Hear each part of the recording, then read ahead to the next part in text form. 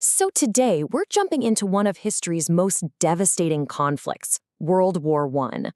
We're going to break down how it all started, how it was fought, and, this is the really crucial part, how its ending tragically paved the way for an even bigger, bloodier war just 20 years later. It just sounds impossible, right? How on earth can one single bullet fired from a pistol trigger a global catastrophe that kills 18 million people? That's the huge question we're going to answer today. And to do that, we first have to wind the clock back and look at what Europe was like before that first shot was ever fired. To get why the explosion was so big, you first have to understand the powder keg it was sitting on. You see, Europe in 1914 wasn't some peaceful paradise, not at all. It was a continent absolutely buzzing with tension, full of new empires, old rivalries, and a tangled web of military alliances just waiting to be tripped. Okay, so picture this. By the early 1900s, Europe had basically split right down the middle into two heavily armed camps. On one side, you had the Triple Alliance. That's the German Empire, Austria-Hungary, and Italy. And on the other side, you had the Triple Entente. That's France, the UK, and the Russian Empire. And these weren't just friendly handshakes. These were serious military pacts.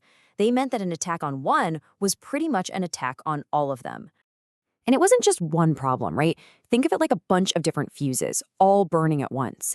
You had this intense nationalism, with new powers like Germany wanting to flex their muscles. All the major powers were scrambling for colonies in Africa and Asia, bumping elbows and getting into disputes. And crucially, there was a massive arms race going on. Germany was building a huge navy to challenge Britain's Royal Navy, which made London really, really nervous. But the absolute hottest hotspot, the most volatile region of all, was the Balkans. And that's where everything was about to collide. With all that tension simmering, all it took was one single, violent spark to set the entire continent ablaze. And that spark came from a city called Sarajevo. On June 28, 1914, Archduke Franz Ferdinand, who was the heir to the massive Austro-Hungarian Empire, was visiting Sarajevo with his wife. Both of them were shot and killed. Austria-Hungary didn't hesitate. They immediately blamed their regional rival, Serbia, accusing the Serbian government of being behind the whole plot. And just like that, a regional dispute blew up into a major international crisis. And this is where all those alliances we just talked about suddenly become absolutely critical. What happened next wasn't some slow, careful diplomatic dance. No, it was a breathtakingly fast chain reaction, a series of dominoes falling one after another that dragged the whole continent into a massive war in just over a month. Just watch how fast this happens. First, Austria-Hungary declares war on Serbia. Boom. 2 days later, Russia, who sees itself as Serbia's protector, starts mobilizing its massive army. Boom. Germany, Austria-Hungary's ally, sees this and declares war on Russia. Boom. Then, Germany declares war on France and invades neutral Belgium to get there. Boom. And finally, Britain, who had a treaty to protect Belgium, declares war on Germany. In about a week, all the great powers of Europe were at war with each other. It was an absolute cascade. You know, everyone thought, oh, the boys will be home by Christmas. They were so tragically wrong. The conflict that was supposed to be short and glorious quickly bogged down into a brutal, grinding, global stalemate that would chew up millions of lives and completely reshape the world.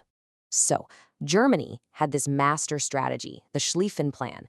The idea was to hit France hard and fast, knock them out of the war, and then turn around to deal with the slow-moving Russian army.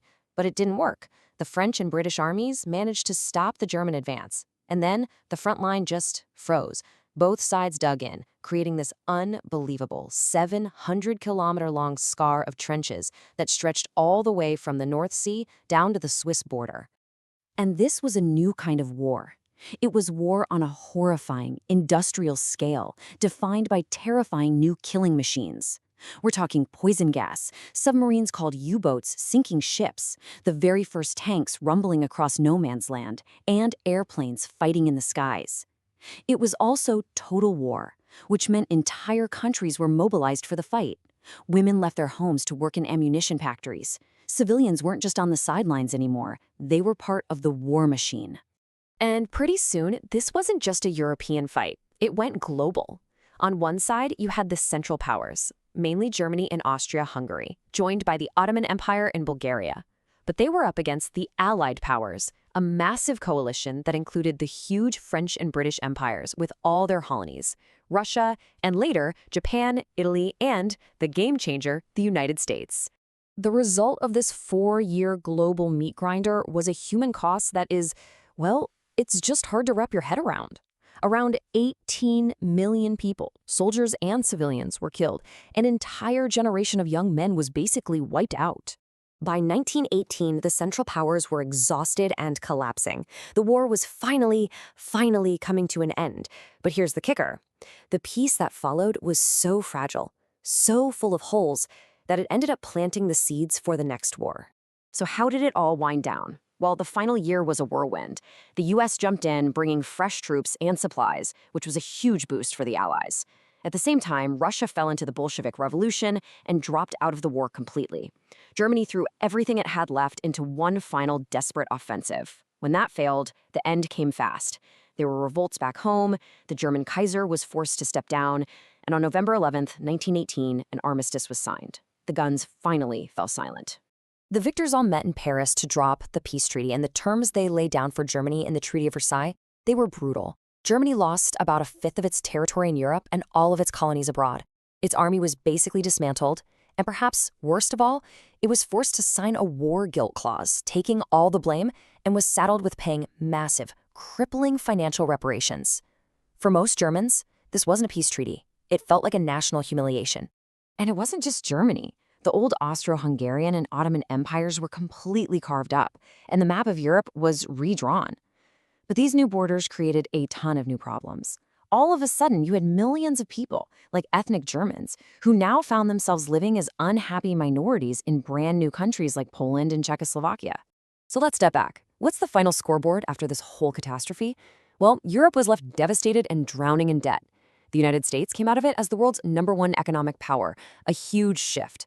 Russia was now the communist USSR, angry about the land it had lost. And critically, across Europe and the Middle East, all these new borders and bitter resentments were just left to simmer, setting the stage perfectly for whatever came next. Which brings us to the final chilling question. This conflict was famously called the war to end all wars. And yet, the peace that followed was so broken that it helped lead directly to World War II just 20 years down the road. Why? The answer lies in all those things we've just talked about: the economic chaos, the redrawn maps,